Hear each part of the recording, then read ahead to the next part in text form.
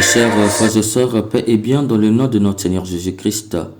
Aujourd'hui, dernier jour de l'année liturgique B, une seule chose je nous propose pour notre méditation. Jésus n'a pas dit de prier, mais de veiller et prier. Dans la première lecture, le prophète Daniel continue de nous avertir sur la manifestation de l'Antichrist présent dans le monde. Cet ennemi du Christ aujourd'hui est visible dans la guerre de la première puissance économique mondiale. Au nom de cette bataille, les nations qui ne s'entendaient pas hier signent des alliances internationales pour s'approvisionner, et cela au nom du mépris du Christ, puisqu'elles bafouent toutes les règles de l'économie, d'où elles plongent l'humanité entière sous une vague d'immoralité et de corruption qui n'ont pas d'égal. Au nom de l'économie, on donne les armes à des djihadistes pour tuer le peuple afin de créer la diversion pendant qu'on pille les ressources de la terre. Au nom de l'économie, on met en guerre un pays sous l'imaginaire d'un peuple qui veut se débarrasser de son président alors qu'on vise les ressources de cette terre. Au nom de l'économie, on crée des entreprises de production de films pornographiques. Au nom de l'économie, un président peut sacrifier tout son peuple pour rester au pouvoir et gagner beaucoup d'argent personnel en faisant croire qu'il est là pour l'intérêt du peuple. Au nom de l'économie, nous avions des essais cliniques sur les humains. On corrompt un chef d'État et on vient profiter de l'ignorance de la population pour faire des essais cliniques. Au nom de l'économie, on crée des maladies et on vient avec des antidotes. On fabrique des armes puis on crée des guerres pour favoriser la vente. Au nom de l'économie, on a aujourd'hui le trafic d'organes et pire les sacrifices des êtres humains. Au nom de l'économie, on va très loin jusqu'à vouloir provoquer une fin du monde avec la projection des images au ciel afin de créer les classes, les dieux, les collaborateurs et les esclaves. Oui, l'Antichrist est bien là, l'économie. Au nom de l'économie, on ne recule devant rien, devant aucune injustice. On peut venir par force imposer à un pays l'enfant d'un président pour perpétrer le système. Daniel nous dit dans cette première lecture que la bête avait des yeux comme les yeux d'homme et une bouche qui parlait avec arrogance. Par les yeux, il faut entendre par là le contrôle sur toute la vie sociale, économique, politique et même religieuse. Au niveau social, elle veut contrôler tout en pervertissant la société. Nous avions aujourd'hui la destruction des familles avec la normalité de l'homosexualité, l'abolition des droits de paternité et le lesbianat.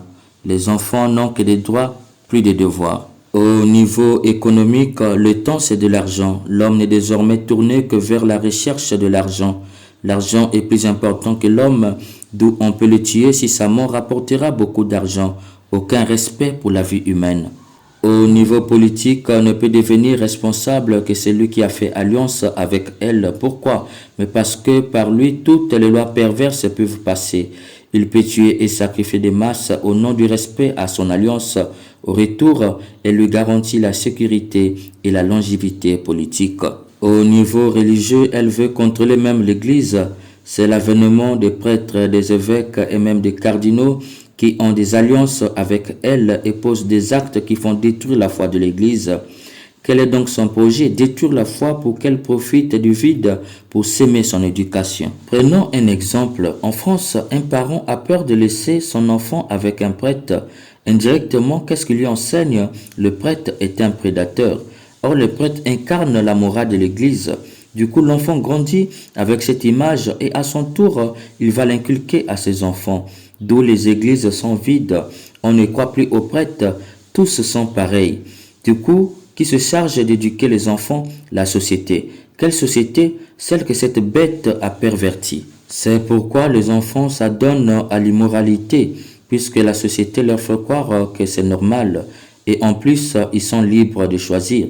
La question que j'aimerais leur poser, pourquoi sommes-nous libres seulement de choisir une option sexuelle et non de tuer quand cela nous enchante? Est-ce que la liberté a des limites? Si oui, pourquoi des exceptions dans la liberté de faire et de choisir?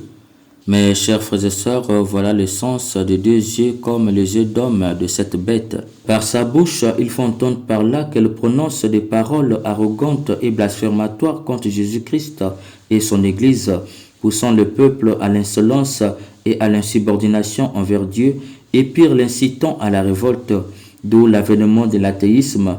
des chrétiens non pratiquants qui ne viennent pas participer à la vie de l'Église, mais ne viennent seulement le jour du baptême, du mariage et des funérailles. C'est l'avènement des chrétiens dès lors que tu leur parles de l'homosexualité comme antivaleur, pense que tu choques les consciences et réclament ta peau. La normale devient normale. Dire la vérité aux politiques, eux-mêmes vont te livrer à leur chef juste pour sécuriser leur intérêt. Pour ces chrétiens, les lois de la société, même perverses, sont plus importantes que le commandement de Dieu. C'est pourquoi dans l'évangile, Jésus dit « Veillez et priez ». Mes chers frères et sœurs, Jésus ne nous dit pas d'aller se réfugier dans la prière, mais nous invite d'abord à veiller. Veiller, il ne s'agit pas de passer des nuits à prier, non. Il s'agit de porter une attention stricte et active. Du grec grégoreo, veiller, c'est faire attention à l'indolence envers les soudaines calamités qui peuvent subvenir soudainement. Cependant, dans l'évangile, Saint Luc n'emploie pas grégoreo, mais agroupeneo, qui signifie avoir les yeux ouverts pour voir clair. Voilà ce à quoi Jésus nous invite face à l'Antichrist aujourd'hui. Nous chrétiens, nous devrons avoir les yeux grandement ouverts pour voir clair dans leur manigance. Cela veut dire lire et beaucoup étudier pour arriver à percevoir les tactiques de cette bête, l'anticiper dans ses méthodes pour pouvoir les contrecarrer. Nous devons voir clair dans son jeu géopolitique, dans la course à la première puissance économique, dans le projet sociétal et mondial de cette bête.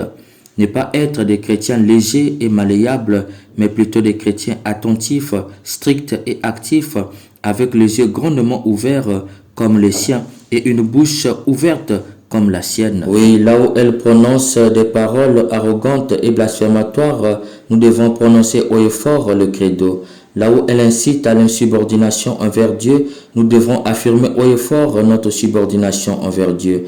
Là où elle incite à la révolte contre Dieu et son Église, nous devons affirmer notre engagement baptismal par le pratique de vertu et la participation à la Sainte Messe. Là où elle ne présente que les actes ignobles des prêtres pour nous décourager, nous devons affirmer notre foi. L'Église est sainte pour accueillir les pécheurs.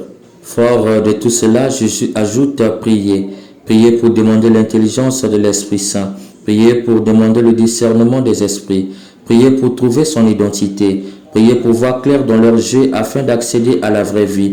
Le reste nous sera donné. Si on les convertit, on n'aura plus besoin de prier pour demander le travail, ils vont nous donner. Les voyages, ils vont tout libérer. On n'aura plus besoin de prier pour le mariage parce que tout le monde aura les moyens pour le faire.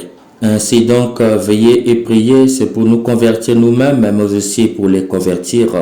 Que Dieu nous donne son Esprit Saint, l'esprit de sagesse et d'intelligence, l'esprit de discernement et de prière engagée. Amen.